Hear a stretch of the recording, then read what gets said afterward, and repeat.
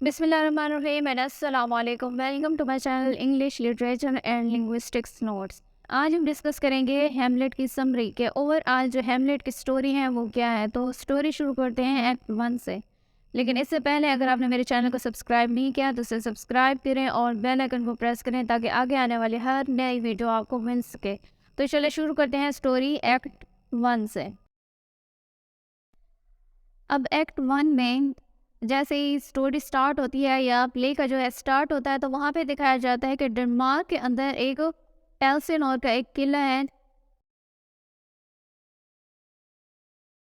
जिसमें वहाँ पर दो गार्ड्स पहरा दे रहे हैं। एक का नाम है मार्सेलस और दूसरे का नाम है बर्नाडो। ये दोनों क्या करते हैं, ये रात के तकरीबन 12 बजने वाले हैं और ये वहाँ पे पहरा दे रहे होते हैं।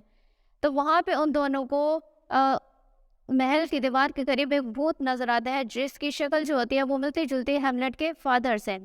तो वो दोनों क्या होते हैं, इस भूत को देखकर या इसके नजर आने पर बहुत ज्यादा परेशान हो जाते हैं और खौफजदा हो जाते हैं। तो वो क्या करते हैं कि वो ये बात share with Horatio about ghost appearance, कि वो जो है उस बात को हुरैशो के साथ डिस्कस करते हैं और उसे बताते हैं, और साथ ही साथ ये बताते हैं कि उसकी जो अपीयरेंस है उस घोस्ट की, वो किससे मिलती जुलती है, ओल्ड किंग से मिलती जुलती है। उसके बाद जो है हुरैशो ये बात सुनने के बाद फिर ये डिसाइड करता है कि हुरैशो डिसाइड्स टू इन्फॉर्म हैमलेट के, यहाँ पे है हुरैशो डिसाइड करता है कि वो ये बात किसको करेगा, हैमलेट को बताएगा। अब नेक्स्ट पॉइंट क्या है कि जो हुरैशो है, Horatio informs Hamlet about the ghost, कि जो हुरैशो है वो इन्फॉर्म करता है हैमलेट को किसके बारे में, घोस्ट के बारे में। कि उसकी जो है शक्ल किससे मिलती जुलती है, तुम्हारे जो फादर हैं जिनकी डेथ हो गई उससे मिलती जुलती है, Hamlet's father the recently deceased king. अब नेक्स्ट पॉइंट है कि Claudius Hamlet's uncle marries Hamlet recently widowed mother becoming the new king of Denmark, and Hamlet continues to mourn for his father's death and laments his mother lack of loyalty. अब यहाँ पे क्या है, यहाँ पे दो प्रॉब्लम्स हैं। एक ये है कि जो हैमलेट है उसको उसके जो चचा है उसने क्या किया कि एक तो वो डेनमार्क का किंग बन गया, और साथ ही साथ उसने उसकी जो बेवा भाभी थी उससे शादी कर ली। अब जहाँ पे क्या होता है कि ईसाईयत में बेवा भाभी से शादी करना एक हराम काम है, लेकिन क्लॉडियस ने क्या किया, उसने अपनी जो भाभी है उससे एक ही माह के अंदर अंदर शादी कर ली। और सेकंड यहाँ पे क्या है कि जो हैमलेट है वो मुसलसल किस्मत में गम की कैफियत में है और बहुत ज़्यादा दुखी है। कि एक तो ये कि उसका जो फादर है उनकी डेथ होगी अचानक, वो अपने जो बाप है उसकी अचानक मौत की वजह से दुखी है, और दूसरा वो अपने माँ के इलॉयल होने की वजह से भी दुखी है। उसको ये गम है कि एक तो मेरे बाप की अचानक मौत हो गई, और दूसरा उसको इस बात का गम है कि उसकी माँ ने उसके बाप की मौत का गम मनाने की बजाय क्या कर ली, दूसरी शादी कर ली, और वो भी उसके चचा से। तो उसको अपने माँ के लायल होने पे उसको शक होता है, और वो क्या करता है, उसके बारे में वो एक कोटेशन कहता है अपनी माँ के बारे में कि frailty thy name is women. यहाँ पे क्या है, वो क्या कहता है कि frailty thy name is women, Hamlet कहता है एक्ट 1 और सीन 2 में अपनी मदर के बारे में, क्योंकि उसकी मदर क्या करती है, उसके चचा से शादी कर लेती हैं। Hamlet refers to Gertrude who is morally weak because she has betrayed her husband by marrying his brother Claudius just 1 month after her husband's death। और हैमलेट को यही गम है कि उसकी माँ ने क्या किया, उसकी माँ मॉरली वीक है, इसी वजह से उसने क्या किया कि अपने देवर से शादी कर ली क्लॉडिया से, और उसने अपने अपने शौहर की मौत का गम नहीं मनाया। एक माह भी उसने अपने शौहर की मौत का गम नहीं मनाया। तो इस वजह से वो अपनी माँ के बारे में फिर ये कोटेशन कहता है कि frailty thy name is women. Hamlet कहता है एक्ट 1 और सीन 2 में। अब नेक्स्ट पॉइंट है कि the ghost appears to Hamlet claiming indeed to be the ghost of his father. अब जहाँ पे है फिर अब रेशो की बात सुनने के बाद हैमलेट जो है वो फैसला करता है कि वो क्या करेगा, वो उस घोस्ट से मिलने जाएगा। अब जहाँ पे जब वो दोनों रात के टाइम जाते हैं उस घोस्ट से मिलने, तो वो क्या करता है, वो दोबारा वो जाहिर होता है और वो क्या करता है, वो क्लेम करता है कि वही उसके बाप की क्या है, रूह है। And he tells Hamlet about how Claudius murdered him, and Claudius murdered him by pouring poison into his ear। और साथ ही साथ उसको क्या बताता है कि जो उसके चाचा हैं क्लॉडियस, उसने किस तरह से उसको कत्ल किया। वो उसको सारी सिचुएशन बताता है कि वो बाग में सो रहा था, तो सोते हुए जो क्लॉडियस है उसने उसके कान में जहर डाल दिया, जिसकी वजह से उसकी क्या हुई, डेथ हुई। और जो पूरा डेनमार्क है वहाँ पे क्या करते हैं, उसने मशहूर कर दिया कि जो बादशाह की डेथ हुई है वो सांप के डसने की वजह से हुई है। अब यहाँ पे क्या होता है कि Hamlet swears vengeance for his father. उसके बाद जो हेमलेट है वो क्या करता है, वो इरादा करता है या तहिया कर लेता है कि वो क्या करेगा, वो अपने बाप के कत्ल का बदला ज़रूर लेगा। हालांकि हेमलेट क्या है, वो एक पढ़ा लिखा इंसान होता है और उसके लिए ये बात बहुत ज़्यादा टेंशन का बायस है या कशमकश का बायस होता है कि वो किसी इंसान को कत्ल करे।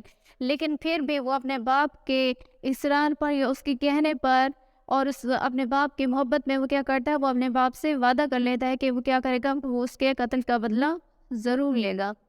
अब यहाँ पे क्या करता है कि Hamlet decides to feign madness while he test the truth. अब यहाँ पे फिर हेमलेट ये करता है कि वो फैसला करता है कि वो क्या करेगा, वो पागलपन खुद को पागल साबित करेगा सच्चाई का पता लगाने के लिए। अब यहाँ पे कुछ कोट्स हैं। पोलोनियस जो है वो अपने बेटे को तब कहता है जब वो क्या करता है, वो फ्रांस जा रहा होता है। तो वो ये कुछ नसीहतें करता है अपने बेटे को कि listen to many speak to a few, act 1 और सीन 3 में, कि सुनना सबकी लेकिन अपना दोस्त उन लोगों को बनाना को जो कि तुम्हारे साथ मुखलिस हो। उसके बाद फिर वो कहता है कि निदर अ borrower nor a lender be for loan of losses both itself and friend। Polonius ये भी उसे कहता है एक्ट 1 और सीन 3 में, यानी कि ये दो उसे एडवाइस करता है। और इसमें ये कहता है कि ना तो कभी उधार लेना और ना ही कभी देना, क्योंकि इससे क्या होता है कि इससे दोस्ती ख़त्म हो जाती है और साथ ही साथ पैसा भी चला जाता है। तो वो कहता है कि आप इस तरह से सुकून में रहते हो जब आप ना किसी से उधार लेते हो और ना ही किसी को देते हो। His son Leotis is leaving for France and he is advising his son how to live a good life by not lending and borrowing, कि आप अपनी ज़िंदगी किस तरह से बचा सकते हो या किस तरह से आप अपनी ज़िंदगी को पुरस्कून रख सकते हो जब आप ना किसी से उधार लेते हो और ना ही किसी को देते हो। अब यहाँ पे है जो लियोटीज जो है, जब वो फ्रांस जा रहा होता है तो वो ओफिलिया से बात करता है और वो उसे कहता है कि वो क्या करे, वो हेमलेट से दूर रहे। और साथ ही साथ जो पोलोनियस है वो भी इस बात की तायद करता है और वो भी यही कहता है कि ओफिलिया जो है उसे हेमलेट से दूर रहना चाहिए, क्योंकि ये दोनों जो हैं वो हेमलेट को पसंद नहीं करते हैं। तो इसी वजह से वो क्या कहते हैं, वो ओफिलिया को कहते हैं कि वो क्या करे, वो हेमलेट से दूर रहे। उसके बाद लास्ट में एक कोटेशन है कि something is रॉटन in the state of Denmark. ये कौन कहता है, ये मार्सलस कहता है एक्ट 1 और सीन 4 में, कि something is रॉटन in the state of Denmark, के डेनमार्क में कुछ ऐसा है जो कि बहुत ही गलत है। अब स्टार्ट होता है एक्ट 2। तो एक्ट 2 में क्या होता है कि हेमलेट बिगन्स टू एक्ट स्ट्रेंजली, कि हेमलेट जो है वो पागलों जैसे या स्ट्रेंज हरकतें करना स्टार्ट कर लेता है, क्योंकि वो क्या करता है, उसने डिसाइड कर लिया था कि वो सच का पता लगाने के लिए क्या करेगा, खुद को पागल बनाएगा या पागल साबित करेगा। तो यहाँ पे फिर वो क्या करता है, वो स्ट्रेंज हरकतें करना शुरू कर देता है। And Hamlet appears in a strange manner before Ophelia and he appears to be mad. इसी तरह से वो क्या करता है, जो हेमलेट है वो ओफिलिया के सामने भी स्ट्रेंज हरकतें करना शुरू कर देता है और उसके कमरे में चला जाता है। तो ये बात क्या करती है, ये जो ओफिलिया है ये बात वो अपने बाप को बता देती है और फिर उसके बाद फिर दोबारा से उसे कहता है कि तुम ना हेमलेट से दूर रहो। अब यहाँ पे आगे नेक्स्ट पॉइंट है कि while Claudius and Polonius the royal attendant spy on him through Guildenstern and Rosencrantz. अब जो पोलोनियस है, एक तो उसको ये शक होता है कि ये इस वजह से पागल हो गया है कि हो सकता है कि मेरी बेटी जो है ओफिलिया ने इसको छोड़ दिया तो इस वजह से ये पागल हो गया है। लेकिन फिर भी उसको शक होता है कि हो सकता है कि ये ऐसे नाटक कर रहा हो। और इसी के साथ साथ जो क्लॉडियस है उसको भी शक होता है कि हो सकता है ये ऐसे नाटक कर रहा हो और सच्चाई का पता लगाना चाहता हो और ये असल में पागल ना हो। तो ये दोनों क्या करते हैं, ये दोनों फैसला करते हैं कि जो हेमलेट है उसकी जासूसी की जाए और पता लगाया जाए कि ये पागल है भी या नहीं। तो इसके लिए वो ये दोनों क्या करते हैं, ये गिल्डेनस्टर्न और रोजेनक्रेट्ज को उसकी जासूसी के लिए मुंतखब करते हैं। और फिर ये दोनों जब जाते हैं हेमलेट के पास उसका पता लगाने के लिए, तो फिर आगे जो है हेमलेट उसको इनके इरादों का पता चल जाता है और वो क्या करता है, वो इनके सामने भी ऐसे स्ट्रेंज बिहेव करता है। अब यहाँ पे एक कोट है जो कि पोलोनियस कहता है हेमलेट के बारे में कि though this be madness yet there is method in it, कि हो सकता है कि ये इसकी मैडनेस है या इसका पागलपन है, लेकिन जो है इसके पागलपन के पीछे भी कोई ना कोई एक मेथड है या राज है। ये एक्ट 2 और सीन 2 में कहता है।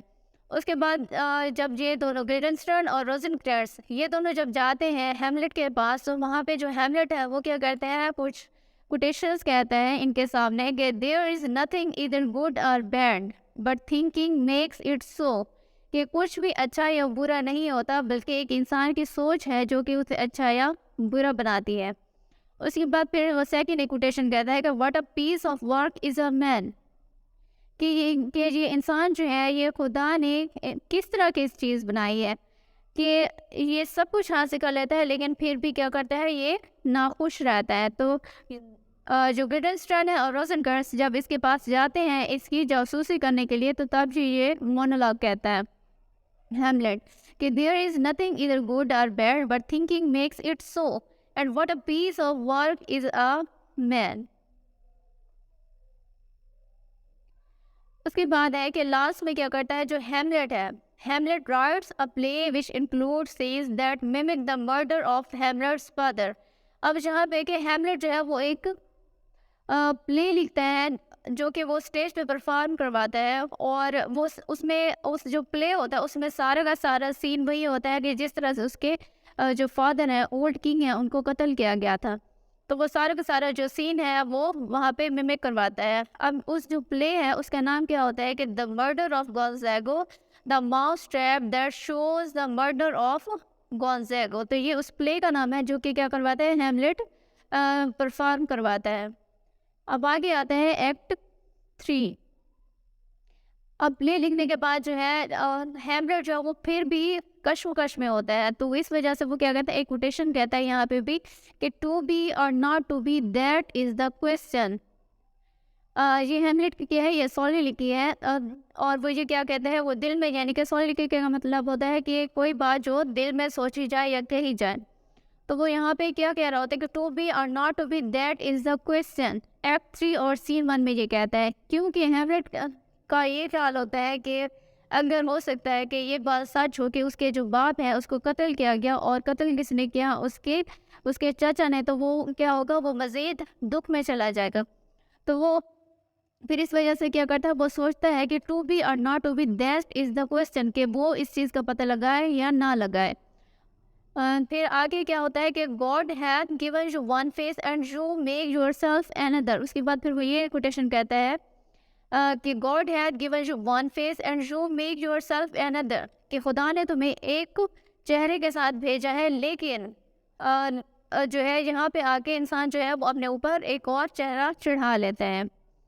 उसके बाद फिर क्या कहता है कि during the performance of the play Hamlet and Horatio observe Claudius reaction. अब जैसे ही प्ले परफॉर्म होता है तो उस प्ले के दौरान क्या होता है कि जो हेमलेट है और होरेशियो ये क्या करते हैं, ये ऑब्जर्व करते हैं क्लॉडियस के रिएक्शन को, कि जैसे ही वो सीन आएगा तो जो क्लॉडियस है वो किस तरह से रिएक्ट करेगा, वो परेशान होगा या नहीं। अगर वो परेशान हो गया इस चीज़ को देख के तो इसका मतलब है कि यही कातिल है।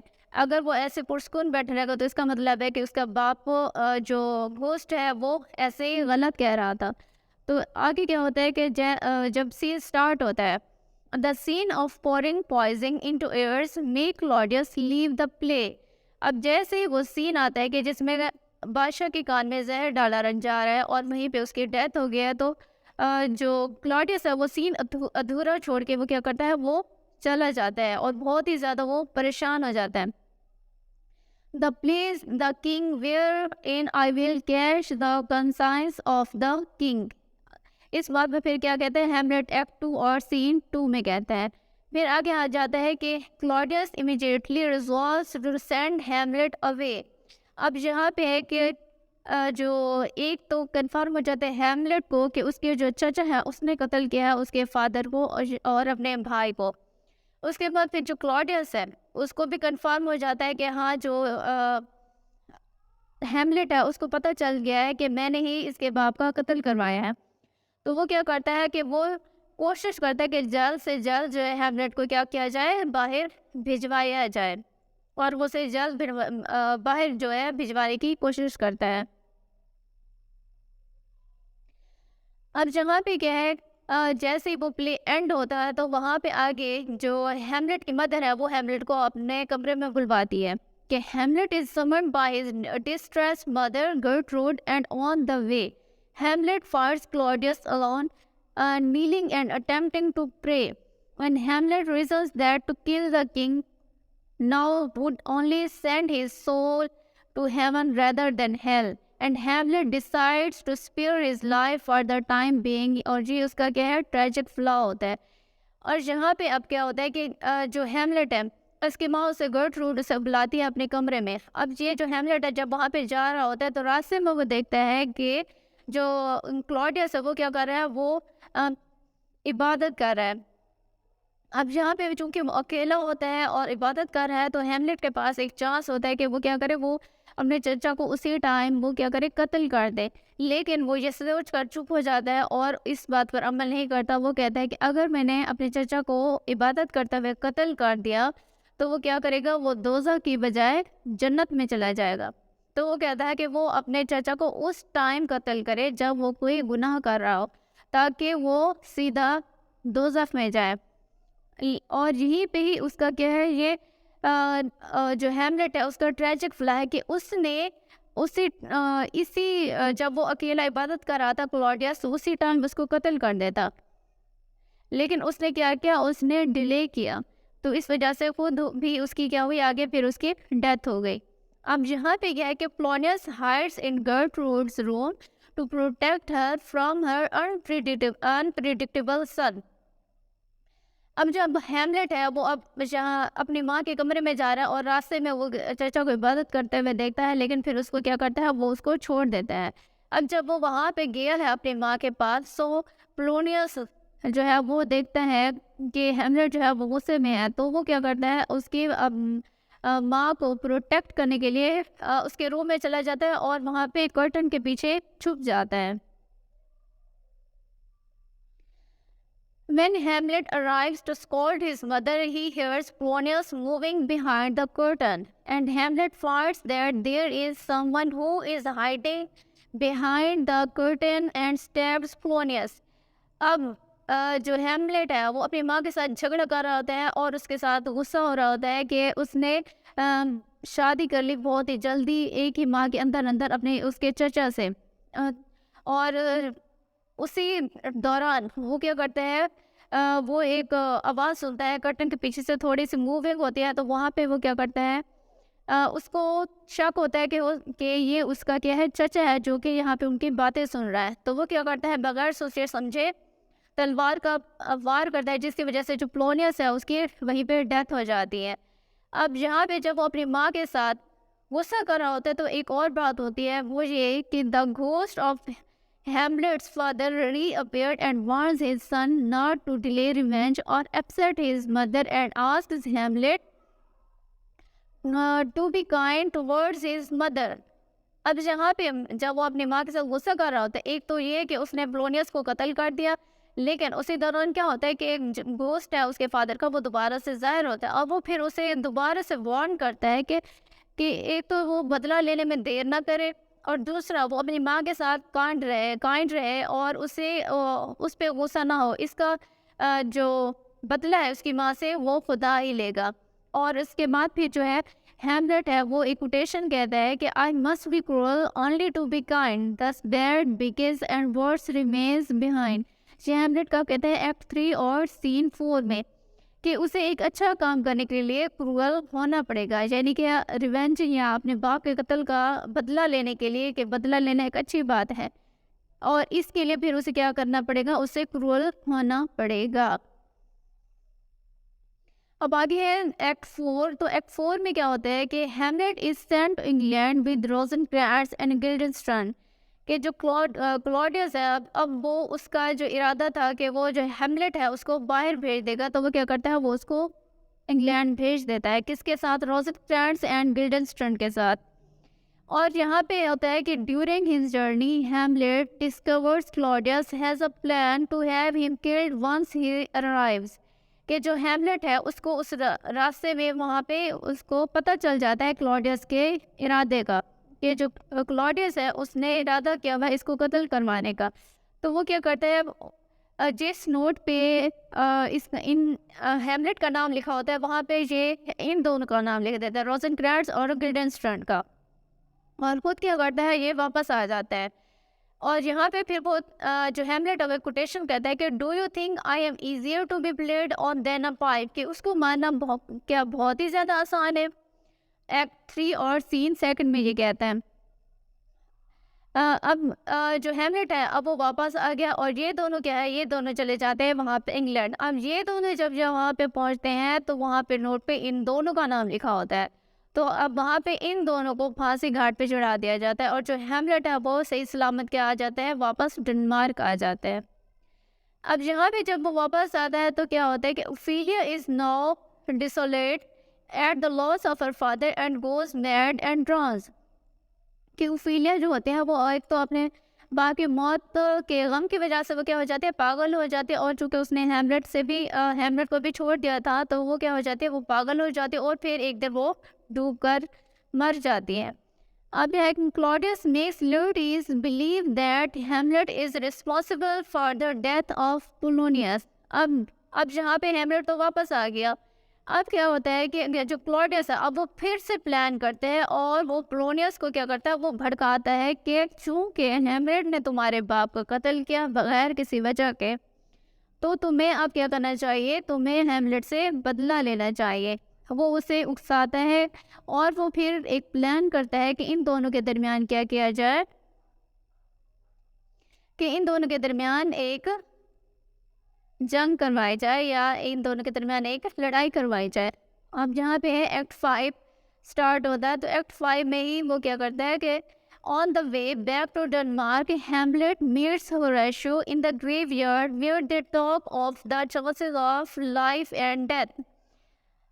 अब यहाँ पे हैमलेट वापस आ गए डेनमार्क में और वहाँ पे उसकी मुलाकात होती है होरेशियो से और वहीं पे ये दोनों क्या करते हैं, ये लाइफ और डेथ के बारे में बात करते हैं। क्योंकि जो हैमलेट है वो ये सोचता है कि मरने के बाद जो है इंसान चाहे वो जितना भी ताकतवर हो वो सारे के सारे बराबर हो जाते हैं। अब जहाँ पे है कि ओफेलिया's funeral procession arrives at the very same graveyard। और यहाँ पे ये दोनों बातें कर रहे होते हैं, ओफेलिया का जनाजा वहीं पे आता है। अब जो हैमलेट है वो तो खुद को पहले से ही पागल उसने बनाया हुआ है, तो यहाँ पे वो फिर दोबारा से ऐसे ही स्ट्रेंज हरकतें करता है ओफेलिया का जनाजा देख के, कि जैसे वो सचमुच में वो क्या हो गया, वो पागल हो गया।